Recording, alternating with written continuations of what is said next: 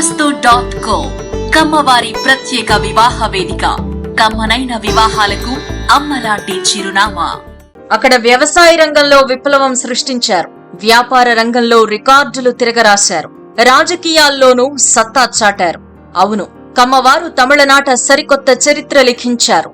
విజయనగర సామ్రాజ్య కాలంలోనే తమిళనాడుకు వలస వెళ్లిన కమ్మవారు అక్కడ చెప్పుకోదగ్గ ప్రభావమే చూపారు. రాయల కాలంలోనే నాయకర్లుగా వ్యవహరించిన వారు ఆ తర్వాత కూడా అక్కడి భాష సంప్రదాయాలతో మమేకమయ్యారు. తమిళనాడులోని పల్లెల నుంచి పట్టణాల దాకా స్థిరపడిపోయారు. ఉత్తర దక్షిణాలతో పాటు పశ్చిమ తమిళనాడులోని ప్రతి ప్రాంతంలో చెప్పుకోదగ్గ స్థాయిలో స్థిర నివాసం ఏర్పరచుకున్నారు.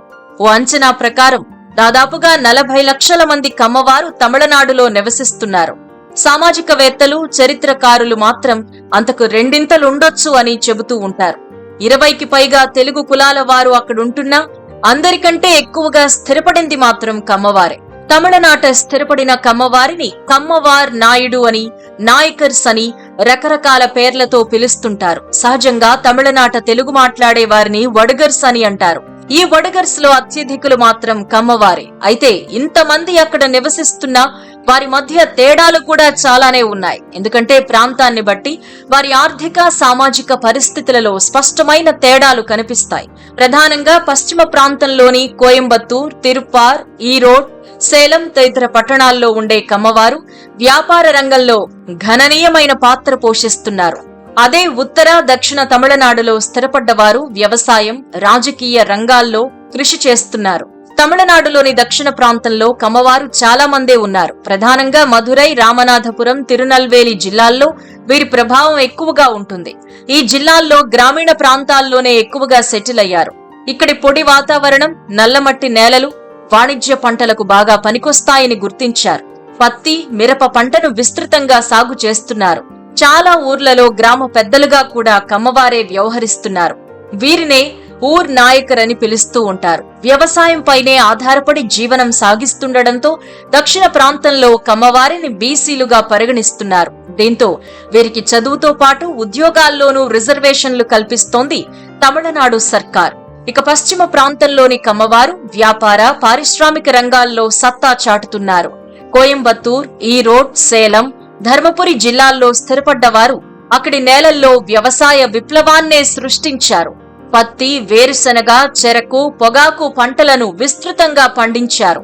ఆ తర్వాత వ్యాపార రంగంలోకి ప్రవేశించారు. బావుల నుంచి నీటిని తోడేందుకు మోటార్లు అవసరమైతే ఆ పరిశ్రమలనే నెలకొల్పారు. జిన్నింగ్ మిల్లులు, చక్కెర పరిశ్రమలు, టెక్స్టైల్స్ రంగాల్లో విశేషమైన సేవ చేశారు. ప్రధానంగా వ్యవసాయాధారిత పరిశ్రమలపై ఫోకస్ పెట్టారు. సౌత్ ఇండియన్ మాంచెస్టర్ గా పిలుచుకునే కోయంబత్తూర్లో వ్యాపార రంగాన్ని శాసించే స్థాయికి ఎదిగారు. పెద్ద పెద్ద విద్యా సంస్థలను నెలకొల్పి ఆ రంగంలో సమూల మార్పులు తెచ్చారు. భారీ ఆస్పత్రులను నిర్మించి పేదలకు ఉచిత వైద్యాన్ని అందించారు. 1980లో వచ్చిన వ్యవసాయ విప్లవాన్ని సి నారాయణ స్వామి నాయుడు ముందుండి నడిపించారు. కోయంబత్తూర్ అభివృద్ధిలో కమ్మవారి పాత్ర ఆ ప్రాంతాన్ని దేశంలో ఒక ప్రముఖ వ్యాపార సామ్రాజ్యంగా మార్చడంలో కమ్మవారు చేసిన కృషి గురించి మరో వీడియోలో వివరించాం. ఆ వీడియో లింక్ డిస్క్రిప్షన్ లో ఇవ్వడం జరిగింది. ఇక ఉత్తర తమిళనాడులోని కమ్మవారు ఆర్థికంగా, సామాజికంగా ఉన్నత స్థానంలో ఉన్నారు. మద్రాస్, చెంగల్పట్టు, నార్త్ ఆర్కోట్, సౌత్ ఆర్కోట్ జిల్లాల్లో స్థిరపడ్డ వీరు తెలుగు సంస్కృతి, సంప్రదాయాల్ని ఇప్పటికీ పాటిస్తున్నారు. తెలుగులో స్పష్టంగా మాట్లాడతారు, రాస్తారు కూడా. గ్రామాల్లో ఉన్న కమ్మవారు వ్యవసాయ రంగంలో ప్రముఖ పాత్ర పోషిస్తుంటే పట్టణ ప్రాంతాల్లో ఉన్నవారు వివిధ వ్యాపారాల్లో సత్తా చాటుతున్నారు. ప్రధానంగా చెన్నైతో పాటు చుట్టుపక్కల ప్రాంతాల్లో స్థిరపడ్డ కమ్మవారు రియల్ ఎస్టేట్ రంగంలో పేరు గడించారు. ఈ ప్రాంతంలో ఇటుకల బట్టీలన్నీ దాదాపుగా కమ్మవారి చేతుల్లోనే ఉన్నాయి. వీరంతా ఆర్థికంగా బలంగా ఉండడంతో ఇక్కడి వారిని ఓసీలుగా పరిగణిస్తోంది ప్రభుత్వం. అటు రాజకీయ రంగంలోనూ సత్తా చాటుతున్నారు కమ్మవారు. ప్రతి అసెంబ్లీకి చెప్పుకోదగ్గ స్థాయిలో ఎన్నికవుతున్నారు. డిఎంకే, ఏఐడిఎంకే పార్టీల్లో మేజర్ రోల్ పోషిస్తున్నారు. ఎంతో మంది కమ్మ నాయకులు తమిళనాడులో ఎమ్మెల్యేలు, ఎంపీలు, రాష్ట్ర మంత్రులుగా పనిచేశారు. ఆర్కాట్ ఎన్ వీరస్వామి, కె పిచండి డిఎంకే నుంచి గెలిచి రాష్ట్ర మంత్రులుగా విధులు నిర్వర్తించారు. ఆర్కాట్ వీరాస్వామి డిఎంకే పార్టీలో టాప్ 5 నాయకుల్లో ఒకరు. 6 సార్లు ఎమ్మెల్యేగా ఎన్నికై 3 సార్లు మంత్రిగా పనిచేశారు.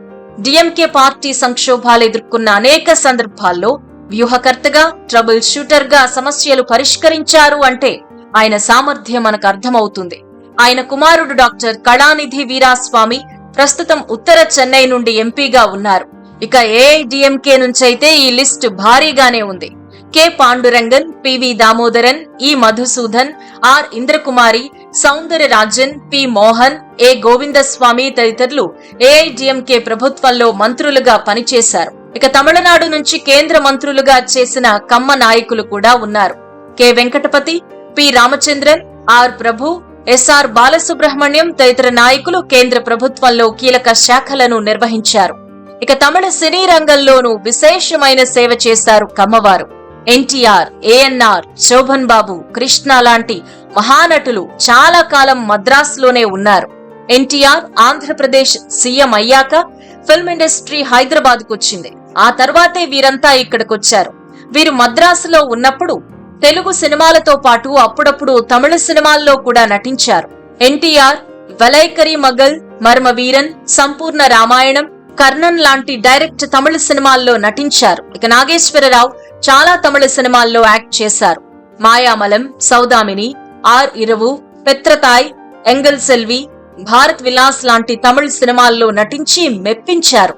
మొత్తానికి కమ్మవారు తమిళనాడులోని ప్రతి రంగాన్ని టచ్ చేశారు. వారి ప్రతిభా పాటవాలతో అందర్నీ మెప్పించారు. అక్కడి సంస్కృతితో మమేకమయ్యారు. శుభమస్తు.co కమ్మవారి ప్రత్యేక వివాహ వేదిక. కమ్మనైన వివాహాలకు అమ్మలాంటి చిరునామా.